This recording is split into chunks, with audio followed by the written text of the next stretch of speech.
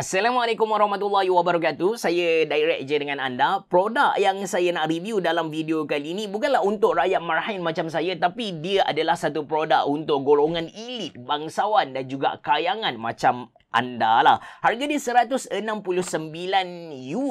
bersamaan dengan RM699 Malaysia. Dan produk ni dia tak bagi sebarang kesan kepada performance PC kita. Ada ke tak ada, PC kita memang macam tu sahajalah. Even kalau nak kata dia akan mempengaruhi skill dalam game anda pun tak. Dari segi productivity pun kalau saya tengok mungkin dia mampu tingkatkan sikit productivity kita, tapi terlampau sikit lah. Terlampau sikit. Ini ialah Divum Times Gate. Dia akan dilancarkan tak lama lagi dan masa dilancarkan tu akan ada promosi kau-kau punya lah. Jom kita tengok Divum Times Gate dengan lebih dekat. Anda bersama saya Ashraf Jeffrey dalam channel YouTube Mona Lisa. Kalau anda belum tekan butang subscribe, pastikan anda tekan butang subscribe dan juga butang loceng yang ada dekat tepi dia. Jom.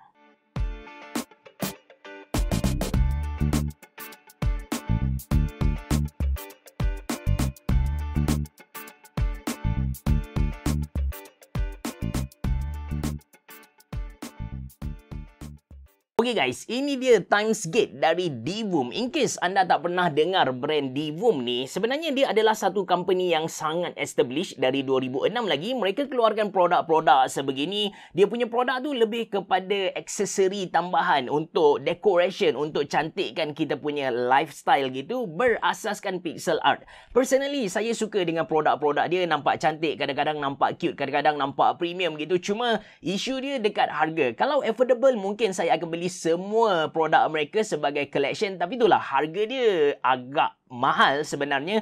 So kalau kita beli Divum Times Gate ni, anda akan dapat satu hard case plastik macam ni. Tengah-tengah ada macam Iron Man punya reactor arc, and dekat sini ada branding Divum Times Gate. Bila kita buka guys, kita akan dapat dia punya main product itself. Lepas tu kita ada buku manual. Ini adalah buku manual dia. Dan ada satu kabel di dalam kotak ni. Kabel yang dia bagi kepada kita jenis USB-C ke USB-A dan jenis braided. Alright, jom kita tengok produk utama dia. Masa mula-mula saya buka dia, saya memang suka dengan design dia. Memang saya impress. Nak kata dia macam konsep cyberpunk pun tak. Nak kata dia macam steampunk pun tak. Nak kata Gundam ada sikit-sikit. So, saya conclude yang dia adalah gabungan kepada cyberpunk, dia gabungan kepada steampunk, and ada sedikit elemen Gundam. Dekat sini anda boleh nampak dia ada tulis 04. Actually, pattern macam ni kita boleh jumpa dekat produk-produk Gundam,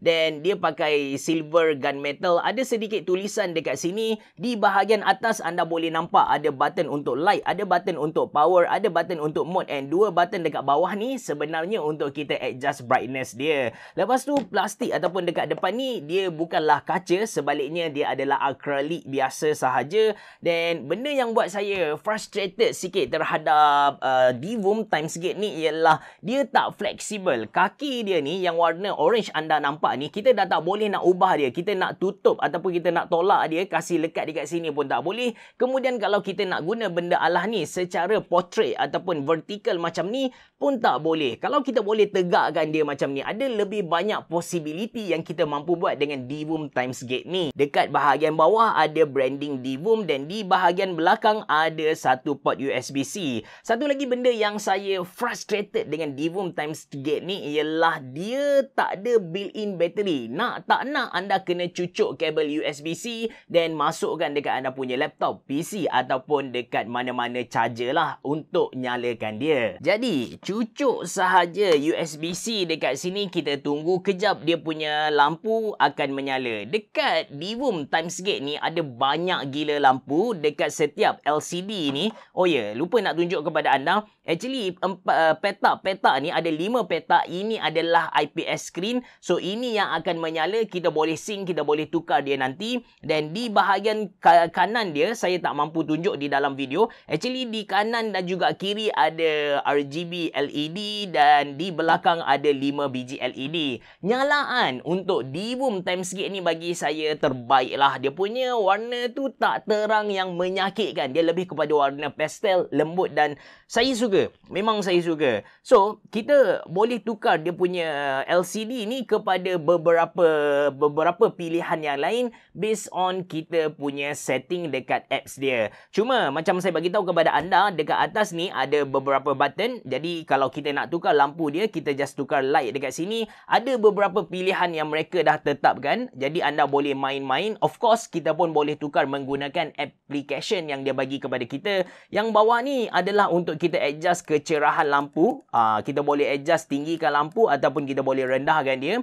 Seterusnya ada power button dan kita ada mode ni. Mode ni bila kita tekan, dia akan tukar mode yang ada dekat dia punya skrin ni lah. Saya dah main dengan dia punya skrin ni, jadi ada beberapa pilihan yang saya buat. Alright, jom kita tengok dia punya apps dengan lebih dekat. Okey, untuk Divoom Timescape ni, dia berkongsi apps yang sama dengan produk-produk Divoom yang lain. Anda just pergi dekat Play Store ataupun App Store, anda cari Divoom. Once anda dah download and install dia punya apps tu, anda masuk ke dia punya apps and anda kena connect dulu device ni ke kita punya smartphone. The best thing about connection ni kan, kita boleh pilih kita nak connect secara Bluetooth ataupun Wi-Fi. Kalau connect secara Wi-Fi, kelebihan dia kita boleh guna benda Allah ni dalam satu jarak yang sangat jauh. Anda boleh setting smartphone anda dekat ruang tamu rumah anda dan benda Allah ni berada dalam bilik gaming anda. Tak ada masalah. Once dah connect anda boleh nampak dekat sini dia ada tulis time gates and dia dah connected.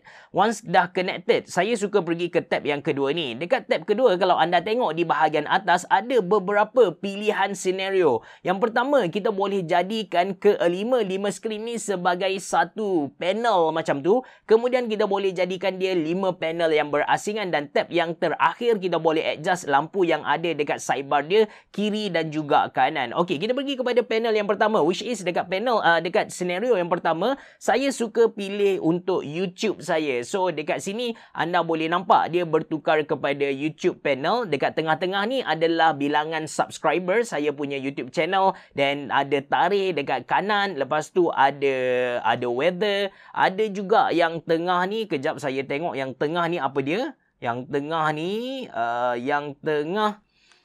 yang tengah ni adalah view count saya. So, ini adalah setting bila mana kita jadikan dia sebagai satu panel lah. Dia akan synchronize based on waktu semasa kita. Kalau bilangan subscriber saya bertambah kan, automatically dekat sini pun akan bertambah. Seterusnya, ini adalah setting yang mana kita jadikan dia sebagai 5 panel yang berasingan. Anda boleh pilih panel anda sendiri. Anda nak yang macam mana? Macam saya kan. Saya pilih panel yang pertama adalah gambar family saya, foto album. Kita boleh tambah gambar-gambar yang kita nak. Kemudian panel yang kedua adalah saya punya YouTube channel, which is dekat sini saya tak tukar lagi. Anda tengok, yang anda tengok ni adalah YouTube channel dari Divoom. Seterusnya ada calendar. Lepas tu ada message. Dekat message ni anda boleh nampak lah, sila subscribe channel YouTube Mona Lisa bla bla bla and bla. Then ada exchange, currency exchange. Then kalau kita nak adjust dia punya brightness, dia actually ada 2 zone yang menyala, satu kiri kanan dia dan di belakang dia. Kalau anda nak buat nyalaan yang berasingan, macam kanan anda nak buat warna kanan, dia punya kiri kanan tu anda nak buat warna biru, di belakang anda nak buat rainbow, boleh. Anda boleh tukar dekat dia punya apps ni. Seterusnya, katakan anda nak lebih customize, anda nak lebih personal kan, anda boleh design sendiri. Anda nak dia punya panel tu jadi warna apa dan sebagainya. Setiap panel ni kita boleh lukis, kita boleh buat animated menggunakan dia punya apps. Seterusnya lagi kan, kalau anda nak tukar panel dia ni, anda nak buat pixel coloring, anda nak buat music, alarm, celebration, countdown, stopwatch, everything anda boleh buat menggunakan dia punya apps. And the best thing about Divoom ni sendiri kan, ialah dia punya community tu. Community untuk produk ni, mungkin juga disebabkan dia adalah community bangsawan, community dia sangat-sangat aktif and sangat-sangat supportive. Aktif tu in terms of kongsi dia punya art tu. Kan macam tadi Jadi kita boleh design art yang kita nak kan. Jadi kita boleh lukis. Once kita dah lukis, kita ada art kita boleh upload ke dia punya community dan kita boleh kongsikan dengan orang lain. Orang tu boleh like, orang tu boleh bagi feedback dan kita boleh dapat pujian lah. Kita kan suka show off. So macam contoh, saya pilih Dino Dance ni, anda boleh nampak pertukaran dekat dia punya yang pertama. Lepas tu kalau saya nak tukar lagi, letak gambar bulldog ni pun boleh. Saya nak tukar warna gambar ni pun boleh. Everything kita boleh customize lah. Ini kelebihan Divum punya community lah. Jadi sebagai kesimpulan, macam saya bagi tahu kepada anda, kalau anda ni golongan elit, kayangan, bangsawan, anda tak tahu nak buang duit anda dekat mana, anda boleh beli. Seriously, produk ni memang cantik, produk ni memang menarik. Yang kedua, kalau anda dah tak tahu dah, duit anda ni dah spend dekat PC gaming, anda dah puas hati dengan performance PC anda nak hias bilik anda, then anda boleh beli Divum Timesgate ni. And sekali lagi saya nak tegaskan, ini produk ni dia tak memberi kesan pun terhadap performance PC ataupun skill in-game anda. Anda beli dia tak menjadikan anda auto win, tak ada.